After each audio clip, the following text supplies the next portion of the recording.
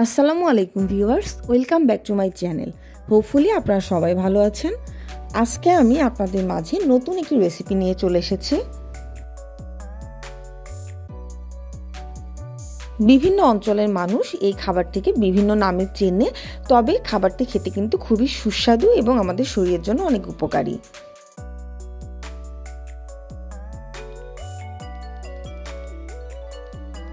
আজকে আমি দেখাবো ব্যানানা স্টিম বা কলার থোড় ভাজি।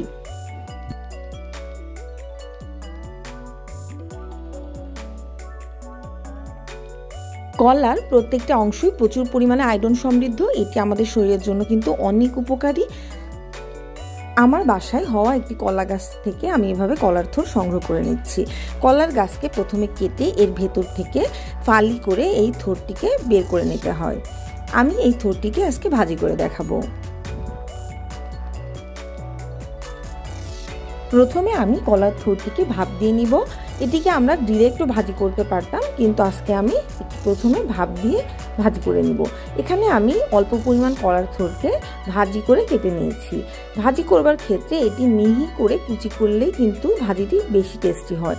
এবার আমি পাত্রে দিয়ে দিচ্ছি কলার থোড় এবং একটি পেঁয়াজ কুচি। দিয়ে দিচ্ছি ৮-৯টি কাঁচামরিচ এবং 2টি রসুন। দিয়ে দিচ্ছি পরিমাণ মতো লবণ। এই ভাজিটিতে কিন্তু ঝালের পরিমাণ একটু বেশি হলে খেতে বেশি মজা হয়। দিয়ে দিচ্ছি 1/2 চা চামচ হলুদের গুঁড়া। এখানে আমি যেই রসুনটি ব্যবহার করেছি সেটিকে আমি আস্তই ব্যবহার করছি। এতে করে রসুনগুলো সিদ্ধ হয়ে যাবে এবং আস্ত থাকবে। পরবর্তীতে ভাজি খাওয়ার সময় এগুলো গালে পড়লে খেতে বেশি মজা লাগে। এবার আমি মশলার সাথে থোড়গুলোকে খুব ভালোভাবে মিশিয়ে দিয়ে দিচ্ছি অল্প পরিমাণ পানি। অল্প পরিমাণ পানি দিয়ে ঢাকনা দিয়ে এটিকে আমি সিদ্ধ করে নিব। 10 থেকে 15 মিনিট সময় ঢাকনা দিয়ে চুলার আঁচ মিডিয়ামে রাখলেই কিন্তু কলার থোড় একেবারে সিদ্ধ হয়ে আসবে।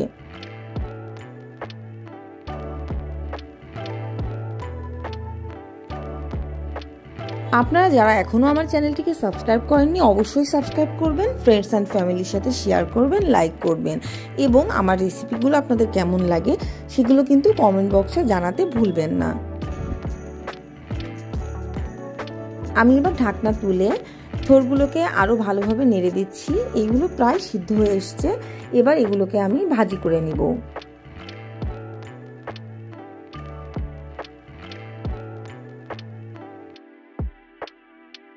আমার রেসিপিটি ফলো করে যদি আপনারা এভাবে থোড় ভাজি করেন তাহলে কিন্তু আপনাদের অবশ্যই পছন্দ হবে এবং নিমিষেই 1 প্লেট ভাত আপনারা এই থোড় ভাজি দিয়ে শেষ করে দিতে পারবেন।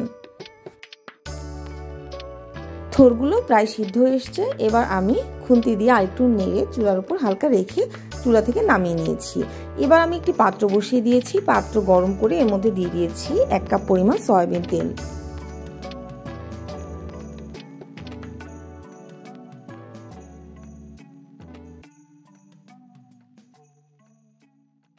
সয়াবিন তেল গরম হওয়ার পরে এতে আমি দিয়ে দিচ্ছি 2টি পেঁয়াজ কুচি এবং 2টি রসুন কুচি।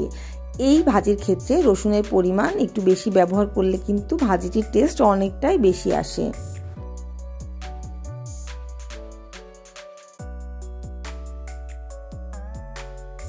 মাত্র 3-4টি উপকরণ দিয়ে আপনারা মজার এই ভাজির রেসিপিটি করে খেতে পারেন। পেঁয়াজ এবং রসুনগুলোকে আমি খুব ভালোভাবে লালচে করে ভেজে নিচ্ছি। ঠিক যখন লালচে হয়ে আসবে তার আগ মুহূর্তে আমি এখানে দিয়ে দিব 1/2 চা চামচ আস্ত জিরা।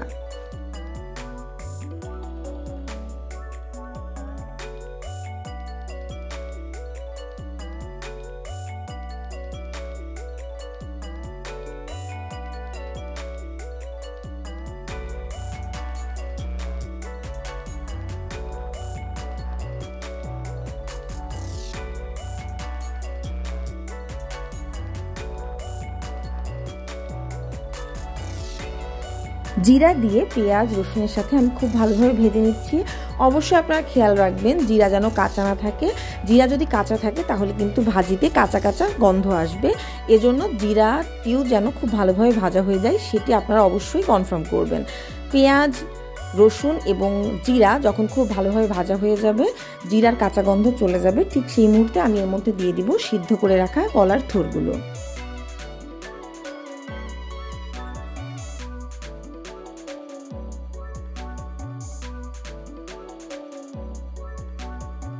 এবার কিন্তু ভাজিটি করবার ক্ষেত্রে আপনাদের অবশ্যই সতর্কতা অবলম্বন করতে হবে।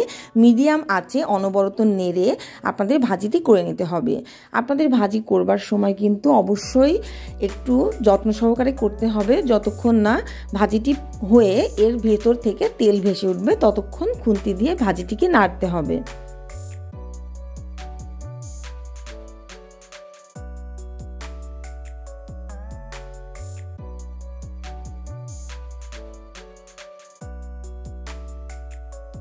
অনবরত নেড়ে ভাজিটি আমি করে নিচ্ছি এবং এই পর্যায়ে আমি খেয়াল রেখেছি ভাজিটিতে যেন পোড়া লেগে না যায়। পোড়া লেগে গেলে কিন্তু ভাজিটি খেতে ভালো লাগবে না। এভাবে অনবরত নাড়তে থাকলে এক সময় ভাজিটি কমে আসবে এবং ভাজিটি থেকে তেল ছেড়ে দিবে। ঠিক এই মুহূর্তে ভাজিটি কিন্তু হয়ে যাবে পরিবেশনের জন্য রেডি।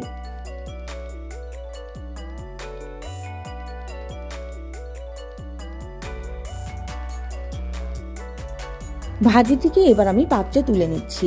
1 প্লেট গরম গরম সাদা ভাত দিয়ে কলার থোড়ের এই ভাজিটি কিন্তু একেবারে জমে যায়। আপনারা আমার রেসিপিটি ফলো করে অবশ্যই ট্রাই করবেন। আশা করি আমাকে আপনারা ধন্যবাদ জানাতে ভুলবেন না।